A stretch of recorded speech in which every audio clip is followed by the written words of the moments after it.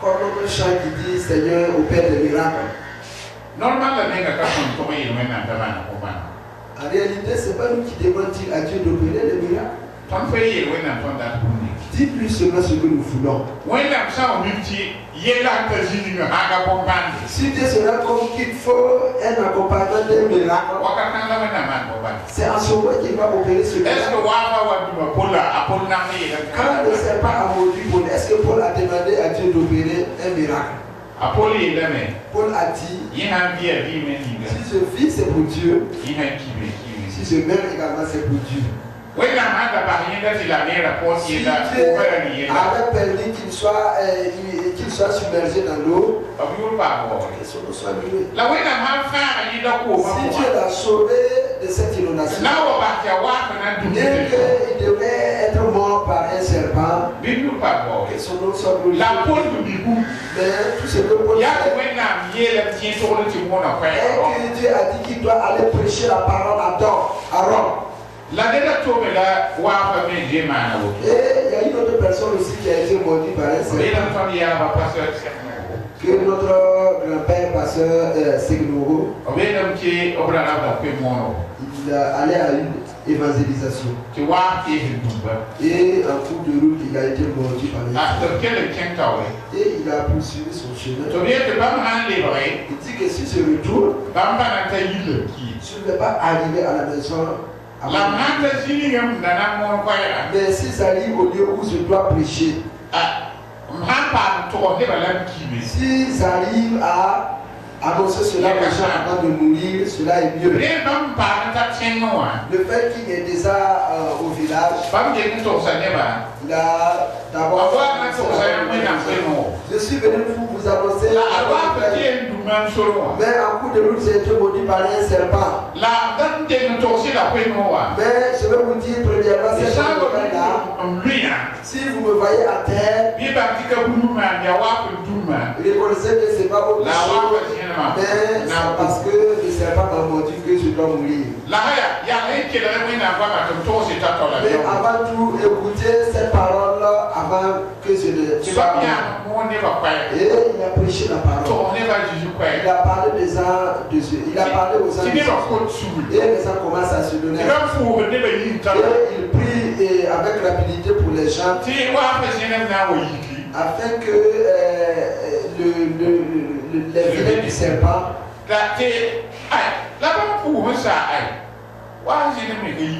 Mais il a fini de prier jusqu'à ce que rien ne se passe. Et il continue seulement. On a dit qu'il a fini de prier là-bas, il a prêché la parole. Mais comme il n'a pas été long, il a encore allé dans un autre village. La partie n'a même pas été enflée par le corps. Gloire à Dieu. En ce qui concerne l'entretien du corps, en réalité, comme si vous serez mordu, mais rien ne pourrait vous nuire. Cela a existé. Beaucoup de pasteurs ont pris des poisons et ils n'ont pas été morts. Mais plutôt ceux qui l'ont pris sont morts. Il y a une chrétienne qu'on a empoisonné. Et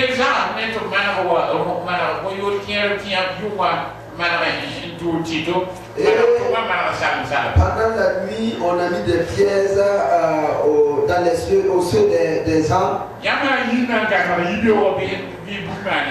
Et le matin, pour que si tu veux franchir seulement ta porte, que quelque chose t'arrive. Votre famille, vous allez marcher sur ça, aller au travail et revenir le soir sans rien.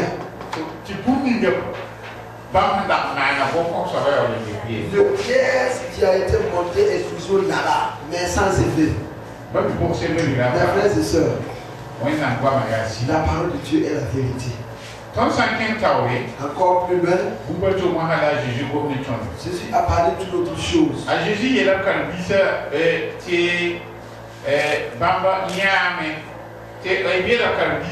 Il a dit à ses disciples,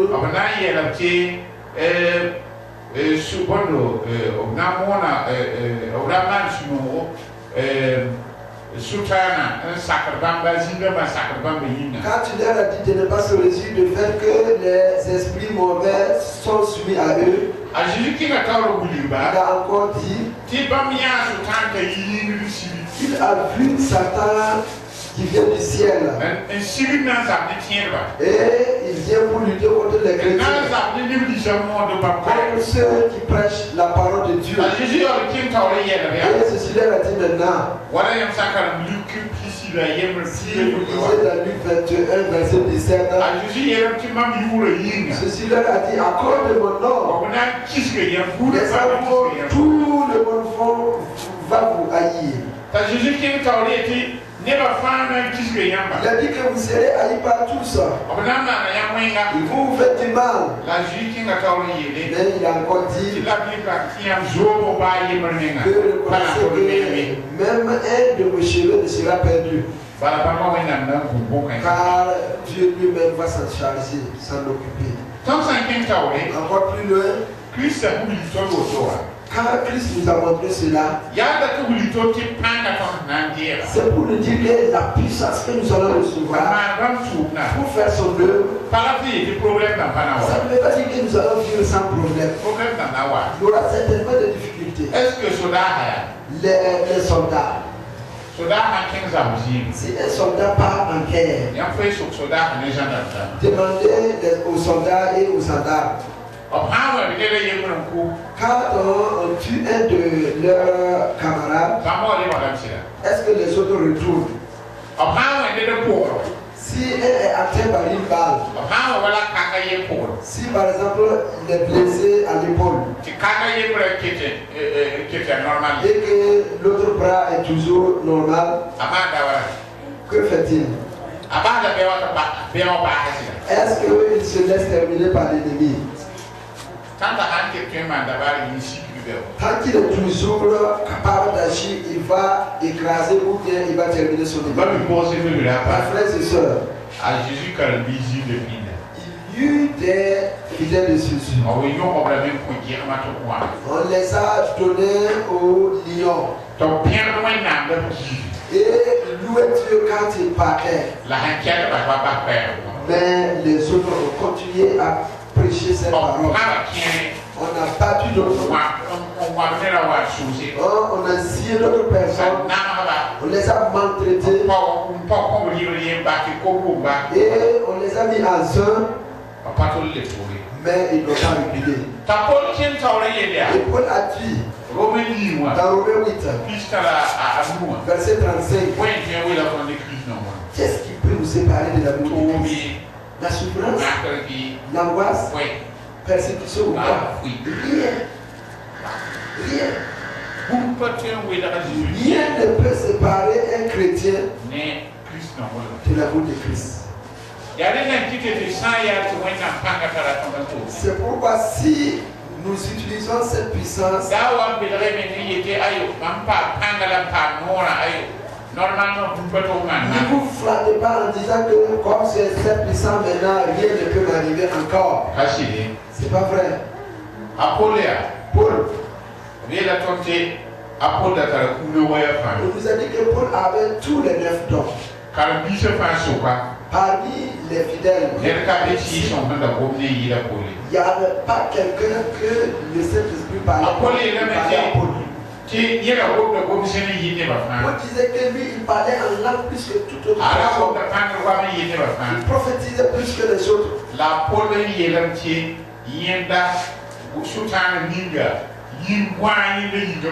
Mais il a dit que Satan a fixé une épine dans son corps.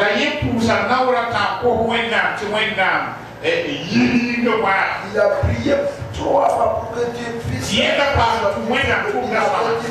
bien travailler pour Dieu. Vous savez la réponse que Dieu a donnée à Paul? Dieu lui dit, ma grâce te suffit.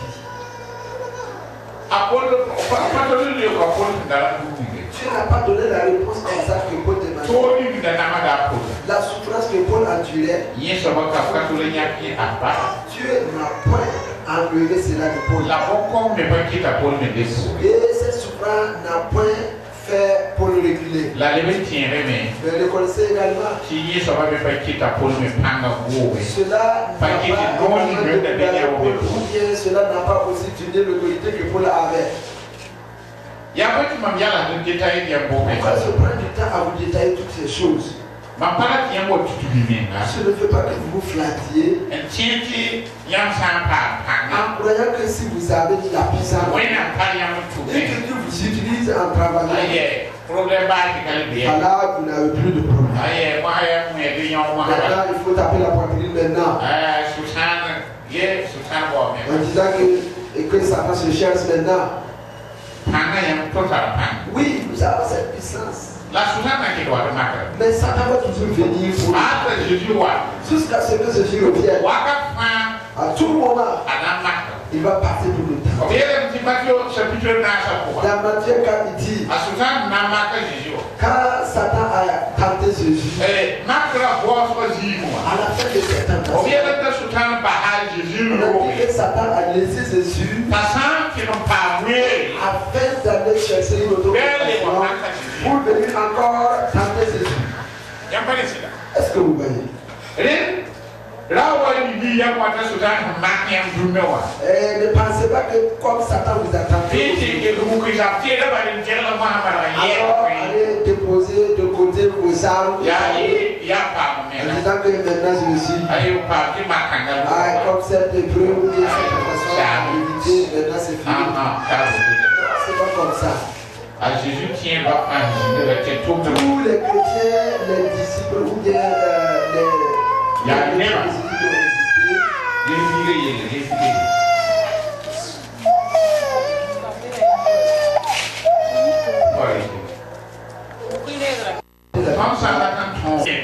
les Lévites construisaient.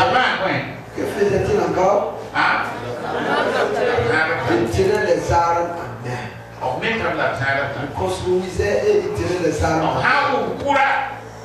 Moindre erreur sur quand il tourne, c'est grave des armes. Mais si vous déposez vos armes, comme certains soldats de Seigneur, en voyant l'eau, on dépose de côté les armes et on s'éclipse pour savoir. Si les ennemis sont là, que faut-il faire? Ils vont passer l'occasion encore de ramasser les armes. Mais les autres soldats là, ils ont incliné et en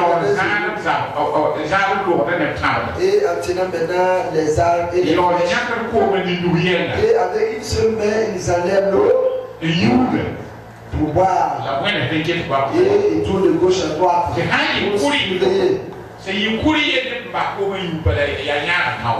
En moindre erreur seulement, ils vont cesser de boire et commencer le combat. Voilà un chrétien exemplaire. C'est vrai que la puissance nous a été donnée.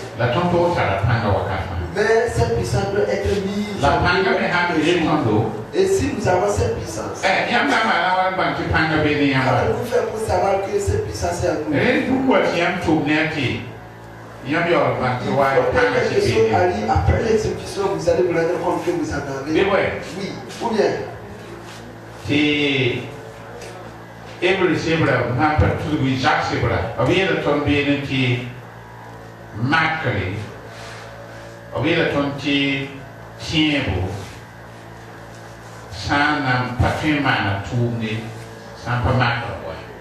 Dans le livre de Jacques, il dit que la femme ne peut pas s'exécuter sans une épreuve.